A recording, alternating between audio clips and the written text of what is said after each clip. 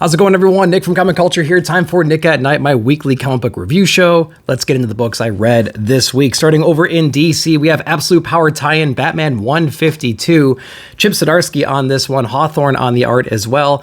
It's a tie-in, guys. It's not going to be great. We're going to have some crazy stuff happening in here, and it's going to loosely tie into Absolute Power, the latest issue as well. So if you're a completionist and you want to know what's going on, you can read that. Now, I did like the whole Batman and Selina, Catwoman heist issue we had previously.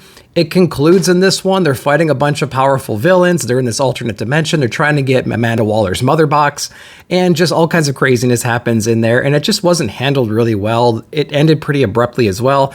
We have this big villain that was revealed at the end, and they didn't really do anything besides let him smirk, which is funny. And then, ultimately the ending fell a little bit flat, a little bit out of character for these two individuals. And I know they have a lot of history and whatnot, but I don't know, man. If I would have known it was going to head in this direction, I would have just skipped the tie-ins. I would have given DC a break for a little while and just read Absolute Power and then jump back into the main runs after the fact. So if you want to save $5, you can probably skip this one because you see what happens in Absolute Power, basically. So Batman 152, it's a skip for me. So let's jump into Absolute Power then. We have issue number 3 out right now. So the big takeaway here is it's a mini event. There's only a few issues. There's a bunch of tie-ins. So you basically have to destroy the world and then put it back together in about 5 issues.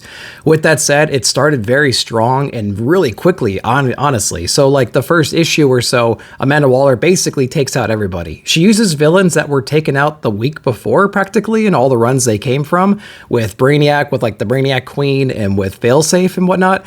So those characters were gone in their main titles, and then next week Amanda Waller has them both on her side at full force, and they destroy the world together. 2 issues later, our heroes are retaliating. And so it's if this was a little bit longer event, things could have time to breathe, time to flush out a little bit more, but it's a very quick turnaround here, and you can feel it inside the writing. Now, the art is pretty good inside this issue. There's tons of characters, and there's lots of cool collaborations and whatnot, but at the end of the day, a month from now, we're going to be back to our status quo, and we're going to have forgotten all about this. So, Absolute Power issue number 3, it's an event, and I'm not really digging it that much just because of the quick turnaround of it. Let me know what you guys thought, though.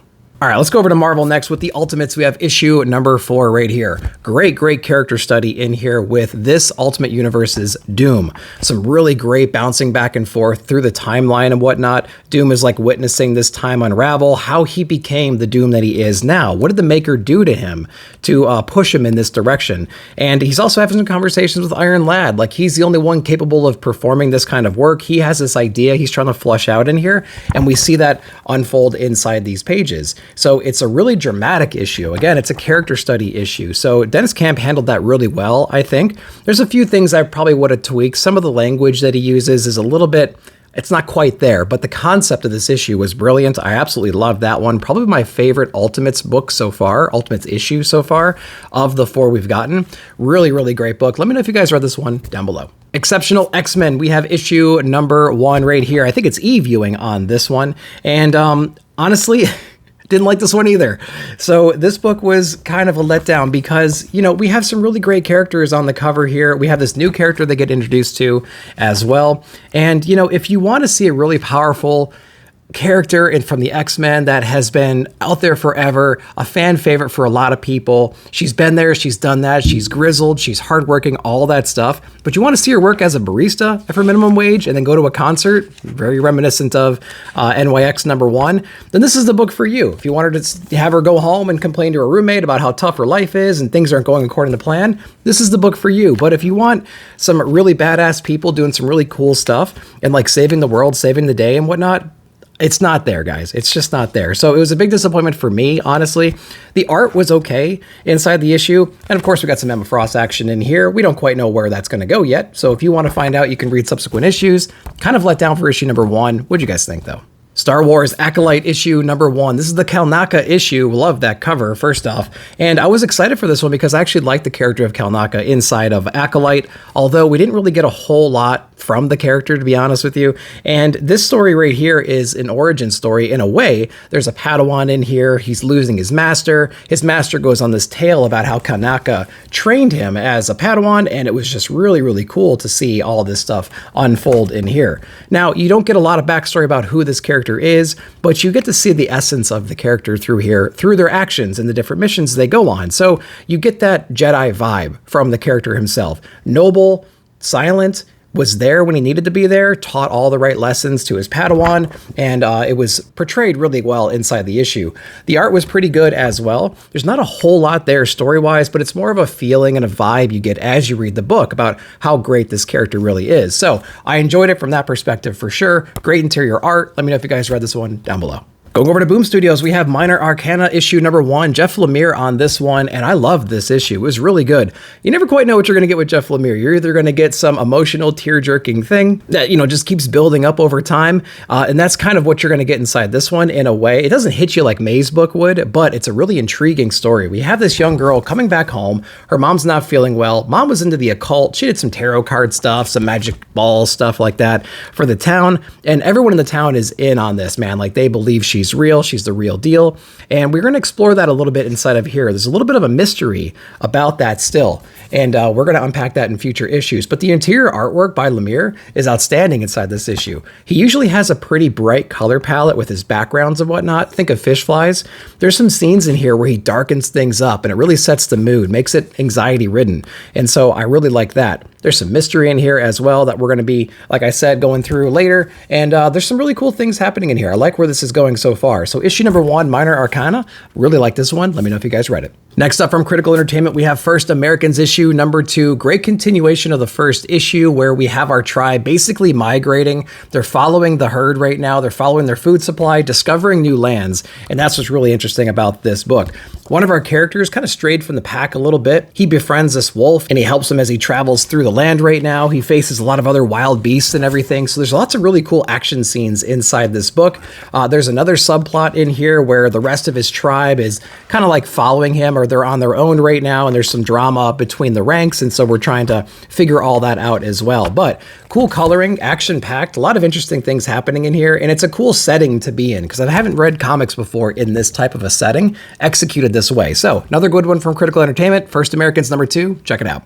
Let's go over to the Energon Universe. We have Scarlet issue number 4, Kelly Thompson on this one. We have Scarlet and Jinx, and we also have Storm Shadow. They're still infiltrating this big base right now, and we're still undercover at this point. Jinx and Scarlet have a lot of great interactions inside this one as well. They really haven't had a chance to talk. This is the issue where they get to level set a little bit, figure out what the other one's doing, and we try to say like, well, let's just get out of here and let's see, let's go live our lives, right? Let's get out of here. But we're in too deep at this moment. It's kind of like a keep your friends close, but your enemies closer situation. There's this power, there's this something that everyone's after right now, and she needs to dig more into this. That's why Jinx can't leave. Scarlet understands that, so they go deeper down the rabbit hole. Now all of a sudden we got some Cobra action coming up very soon. So Scarlet's getting better and better with every issue. Make sure to check it out. Let me know if you are. Next up from Mad Cave, we have Flash Gordon issue number 2. I think they're doing a great job with this series. I have basically no familiarity with this character besides just like a cultural awareness of them. But if you're a new reader like me, they're slowly introducing a bunch of different characters, and they're doing a good job of bringing some of the backstory in, so you're not completely lost and you understand the relationship between the characters. I think they're handling that part really, really well. The coloring and the artwork in this story is really great as well. There's this cool tone that he has with his reds and his blacks and his yellows and things like that. They're doing a great job portraying like this dungeon. Now there's a battle arena in here, and we get introduced to 2 major villains as well. So the story continues to blow out. The stakes are higher than ever, and I'm really excited to keep reading this one. I never thought I'd say that about a Flash Gordon book, but it's got me hooked right now. Issue number 2 is great. Let me know if you're reading it. Next up is Conan, Battle of the Blackstone. We have issue number 1, Titan Comics right here, Jim Zub on this one.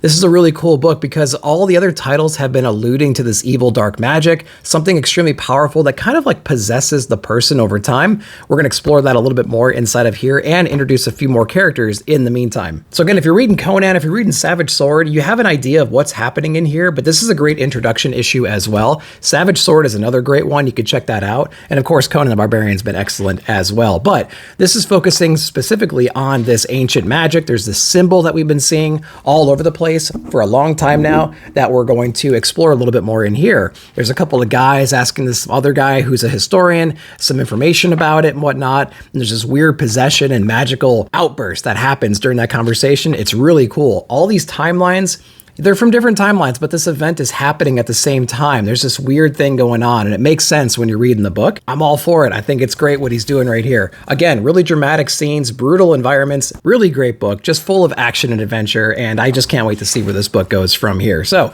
if you're not reading Conan, you have to be reading this one. You can pick up this issue right here if you want to be honest with you, and you'll be totally fine. So if you haven't been reading the other books, jump in right now and then pick up the other ones because they're well worth it as well. Battle of the Blackstone issue number 1. It was great. What'd you think? All right, next up is Dark Horse. We have Dawn Runner issue number 5, the conclusion of this run from Ram V, and we have Evan Cagle on here as well. I would say overall, this would be a great trade read book. I think it was coming out every other month, or at least it felt like that, so I was forgetting the previous issue, or parts of the previous issue, every time I got a new one. This is almost like a modern day Ronin from Frank Miller in a way. There's a lot of trippy things going on. There's technology, there's past memories, there's past lives, things like that all melding together in this really weird, complicated way. I think a trade read would be really good for this because you just don't want to lose those little elements. You want to remember everything from issue to issue. Art-wise, it's really good. It has the same criticisms I think that I've had since the issue, the very first issue rather, where the battle scenes can be a little bit complicated and you don't really quite know who's hitting who with what part of their body, what happened.